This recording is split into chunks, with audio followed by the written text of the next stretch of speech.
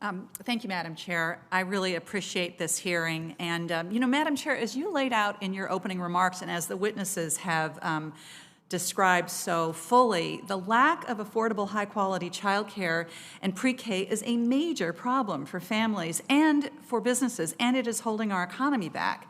And as you said, and as I have seen in Minnesota, our childcare system is fundamentally broken for parents, and kids, for businesses who are looking to recruit and retain talent, and for providers. And Ms. Bolivian, I couldn't help but notice the catch in your voice as you were describing what it is like to try to keep a child care center together in the face of these deep challenges. And I have heard that in the voices of providers in Minnesota over and over again, especially in rural parts of the state. I also have to say I agree with what Senator Kaine was saying a few moments ago. As a former lieutenant governor, the kind of strategy that we're talking about advancing here is exactly what I would like to see. I remember as lieutenant governor asking the question, what would we need to do to clear out the Child Care Assistance Program, which was the state federal CCDBG program? Like, what would it take to actually be able to fill the list, to provide care for everybody who's on the list? And I was essentially told, well, that's just not really possible. That's never going to happen. So I think that the issues, the proposals that we're talking about here have broad bipartisan support, and the cost of inaction I am so in touch with from the conversations I've had in Minnesota. So let me just dive into this a little bit in terms of cost, because everybody is talking about lowering costs for families. Certainly Democrats are focused on doing everything we can to lower costs for families. So consider this. This is from the Federal Reserve Bank of Minneapolis that noted the lack of affordable childcare has forced many parents to drop out of the labor force to care for children. For some, childcare costs now exceed their wages. More than 3/4 of respondents in the survey that they did identified affordable childcare as a significant or extreme challenge for job seekers. I mean, in Minnesota, we're one of the higher cost states for childcare. I hear about this all the time. It should not cost working families a year's worth of in-state college tuition to pay for childcare, when we have a plan right now to solve this problem that can lower families' costs, it can improve quality, it can increase the supply of child care, and it can raise wages for child care providers and for businesses so that it all works. So let me just ask this. I'm going to direct this question to Ms. Alvin first. Some of our Republican colleagues have proposed a reauthorization of CCDBG as a solution to this child care crisis. Can you tell me, is this really a solution to the problem that ails our child care system right now? Thank you, Senator.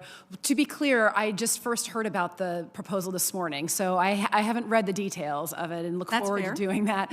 But that said, I think Senator Burr referred earlier to the huge bipartisan history in early childhood education. That's right. And I think we were involved at NACCE in what happened with CCDBG under Senator Murray's leadership with Senator Alexander a few years ago. So there both has never been a partisan hearing, and there's never been enough in CCDBG to fix this system. Both those things are true. Right. And the proposal on the table right now and what we've seen is the only solution that I have seen that, again, actually takes this system as a whole and addresses all of the complexity. And where we point to market failures and where we point to things where, that didn't work quite right, not enough kids had better reading scores, whatever it is, and you see the headlines, in every one of those, you can also say, and there was never enough funding invested to make the science of early learning and the economics of early learning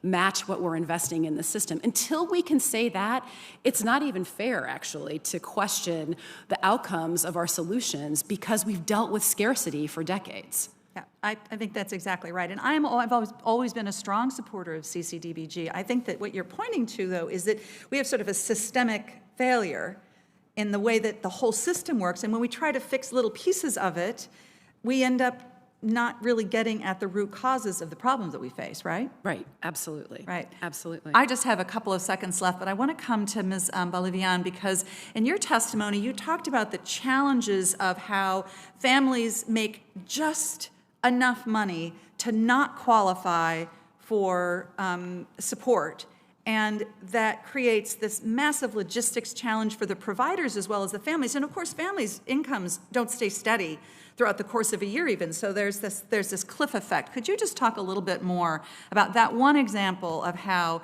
that sort of logistics challenge becomes such a barrier for families? Yeah, I'm flooded with examples right now, but one that really hits home is a couple of parents that had 2 children enrolled in our program. The mother worked as a teacher in the school system, and the father was a firefighter. They had 2 children, and one of them had special needs. They just couldn't keep up with the tuition, and we were able to secure some funding through the additional support that we get from the churches. And they were able to keep the children with us for about 6 months, but alternately they had to remove their children. Yeah. I had teachers coming with tears in their eyes because they knew how important that place was for these children.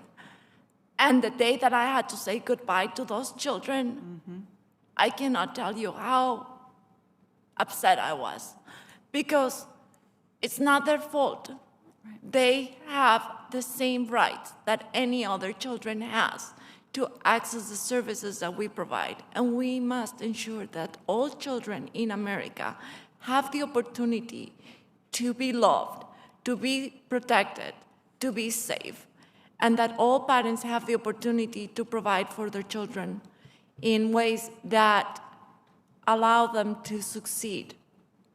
It's just too hard. It's just, I was recently engaged with an organization, Devotion to Children, it's called, and they're helping us outset some scholarships. I had a parent, just $1,000 can go right. a long road, you know. Some of my families are, to be eligible for subsidy, they need to be working, of course.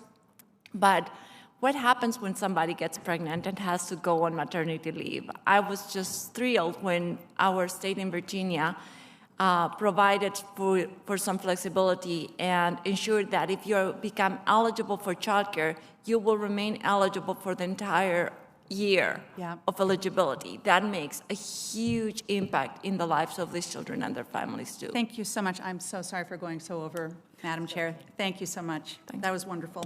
Thank you. Senator Rose.